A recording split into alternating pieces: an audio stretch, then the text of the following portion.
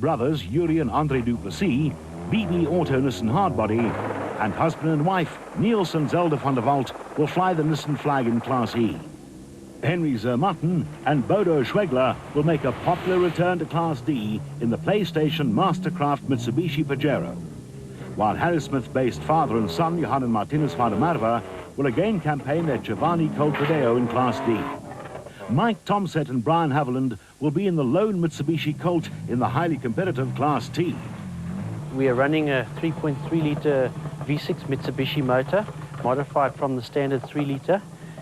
Generally, the rest of the vehicle, from a drivetrain point of view, is standard Mitsubishi components, which we hope will give us the reliability which it has in the past to give us good finishes in the events. Our 2004 racing campaign will be supported by our long-standing sponsors, the Daimler Chrysler and Mitsubishi Engineering Division, Sasol, Goodyear Tyres, and AK Stoneguards, our mother company. Our objective for 2004 is to finish all the events consistently with the reliability of our Mitsubishi, to compete in Class T and finish with good points at every event, which will in the end give us a good standing in the championship.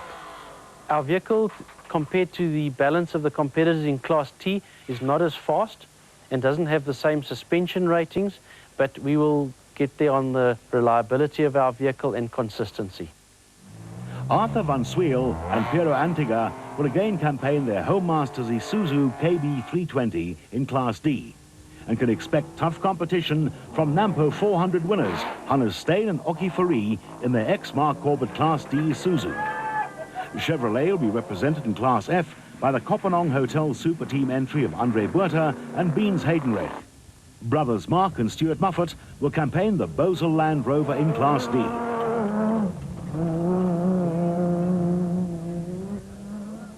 The introduction of performance restrictors will result in top speeds being reduced, but crews will find that torque improves, which will be an advantage on the tighter, more technical routes that organisers will be laying out, that running costs will be significantly reduced, and that the playing field is levelled, thereby making for closer competition.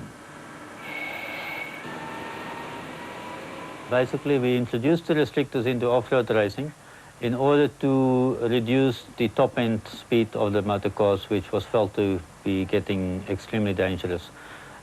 It will also assist in the reliability of the motors, in as far that we cannot produce the maximum power we used to produce on these motors, and therefore the stresses are much less and the reliability will be much improved. Also, it will inhibit the amount of money spent on building motors, because you have not got the air to produce the power with it, and therefore the reliability again. The restrictor design is based on a fairly international concept. This is the inlet side. We restrict the airflow through that diameter and the radius that goes in here. Then on this side you have a cone that gradually increases in size and assists in extracting air through the 35mm Venturi.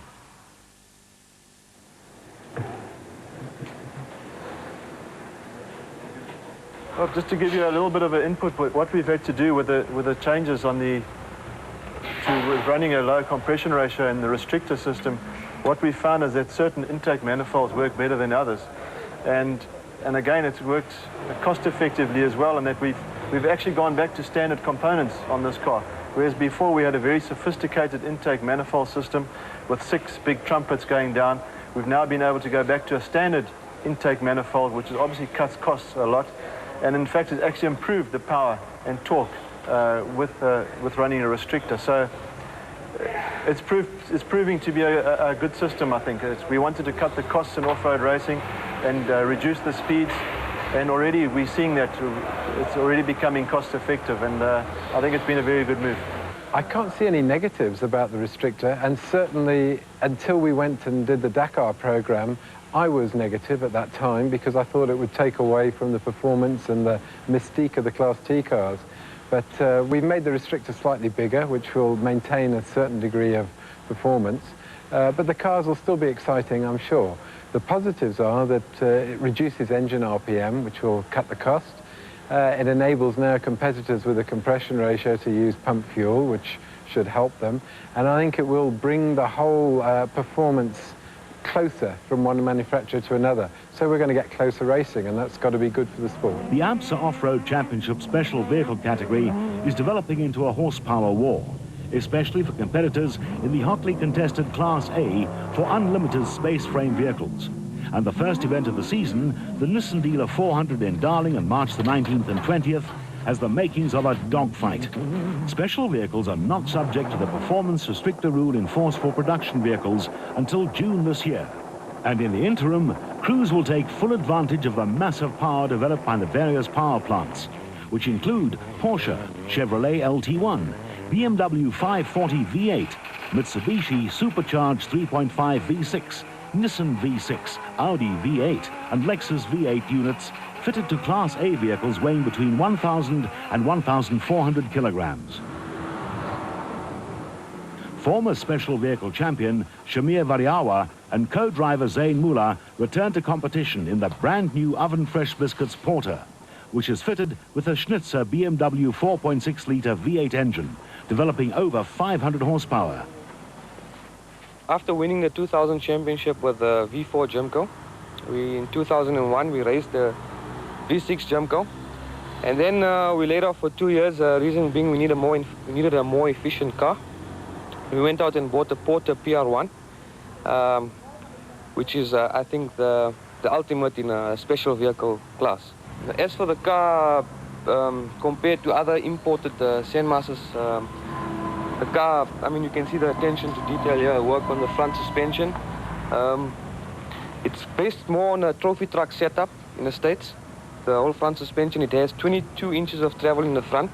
And as we go here to the rear, the cockpit, it's more spacious than other cars. It's a comfortable driver, is a faster driver, as you know. Then we've got these sway bars that are put onto the rear axle.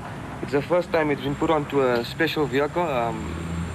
Then again, it's the same thing as the trophy trucks in the States. They run these sway bars, and we thought it would be a help to us or advantage to us over our terrain, over the other guys.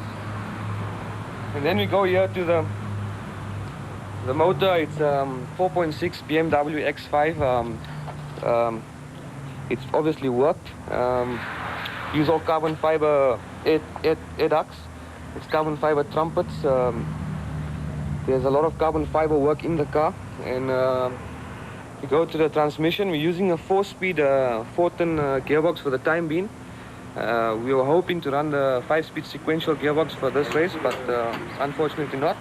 We'll try it in the next race.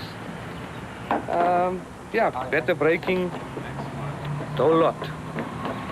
As for the paint job, there's no spark in off-road racing, so we're bringing the spark back into off-road racing. The Oven Fresh Biscuits team will be bolstered by a Scat Chevrolet V6 engine Jimco, to be driven by Sam Mullah and Zahir Badania.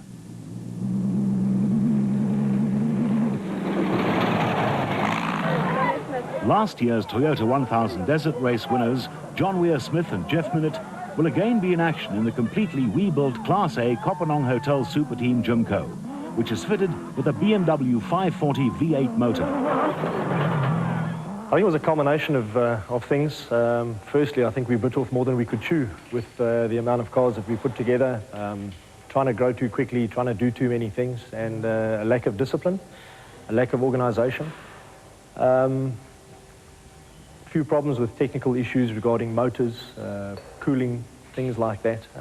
But we've addressed most of these issues now. We've built new workshops. We've got quite a few disciplines in place. We've got a lot of good individuals that we've now taken on. And hopefully we're going to do things right this year. I think last year we sat in a situation where we were never really ready or tested or anything for a race. It was just lack of preparation. This year we'll have the cars ready a week before the race. We've got our own test track out here now, so we don't have to travel and go too far to go and test and sort of iron out any problems which we have from time to time. The staff disciplines are in place, and things are really working nicely. The guys are putting in the hours.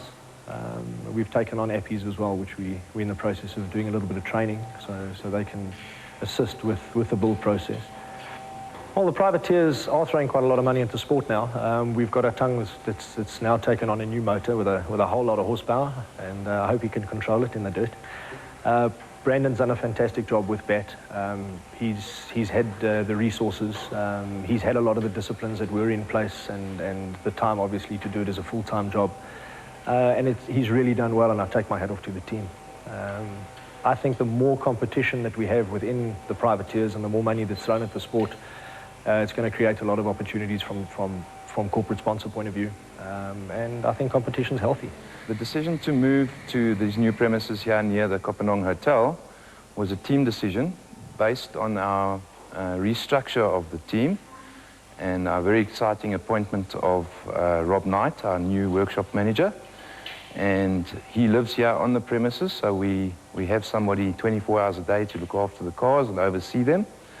And with our team of mechanics that we now have and our new appies, it was decided to put it into our own home. And there is no other business here, there's no other business that operates from here. It's solely for the exclusive use of the super team, and we're very excited for the prospects ahead. We've decided to take a conservative approach this year to it in terms of our lineup. We are going to only run 3 cars initially for the first part of the season, as opposed to 4 that we ran last year. And that's to give our team an opportunity to prepare the cars properly and get them in a position that they will last the race, finish the race, and at all costs somewhere in the top 3. We have decided, however, in the later part of the year that we'll add an extra car, but the final decisions on that hasn't been made. So we'll keep it conservative and keep it positive. It was put to me that we go into Class T, which, as everybody knows, is a very competitive class that is basically factory teams that are competing in that class. And as a newcomer, from a driving point of view, we felt that it wasn't necessary to have that kind of pressure. We're running the Chevy, Beans and ourselves, to be part of the team and to enjoy it. And we don't feel that it's necessary to have that kind of pressure. We're happy with the exposure that we're getting. The fact that we're now enjoying it on our own or perhaps with 1 or 2 other cars is really a personal decision, and we're just going to run it, at least for this year, in Class F.